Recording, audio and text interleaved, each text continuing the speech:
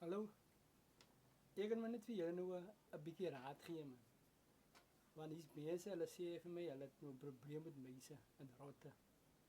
Nou hulle sien rotte moet jy nou so speel dat jy nie uh ja, om 'n slaaf en as jy om hulle dood te maak, nie om 'n slaaf aan te raak. En dan wat jy dan maak is jy vat 'n botteltjie, sê maar so 2 liter bottel of so, gooi water in. Dan vat jy so 2 tot 3 sigarette, vir 'n 2 liter bottel, net so 2 tot 3 sigarette. Maak dit oop en vryf die sigarette binne in die water, né? En dan vat jy sien met die kamperblokkies wat hulle mos in die kinders se borse sit. So 1 of 2 van die blokkies vat jy, kap dit fyn en dan gooi dit ook daar in die water en dan vat jy tandepasta.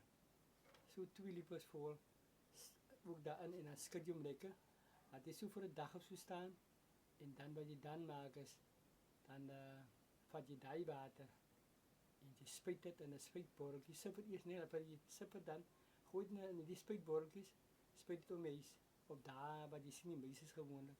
As jy die reuk is so sterk, jy reuk die muis sal nie nog weer môre daar na toe kom en hy hou vir 'n mooi tydjie. So wat jy kan maak is doen daai resep en jy sal vir 'n tyd ontslaa raak van jou muise. En as hulle stink, wys wat dood lê en stink daar op plekke nie, want die aroma van die mixer wat jy aangemaak het, hou die muise weg van jou af. Lekker dag vir julle mense. Laat dit maar weer as daar weer problems is. Dan kan weer iets anders uitwerk vir julle.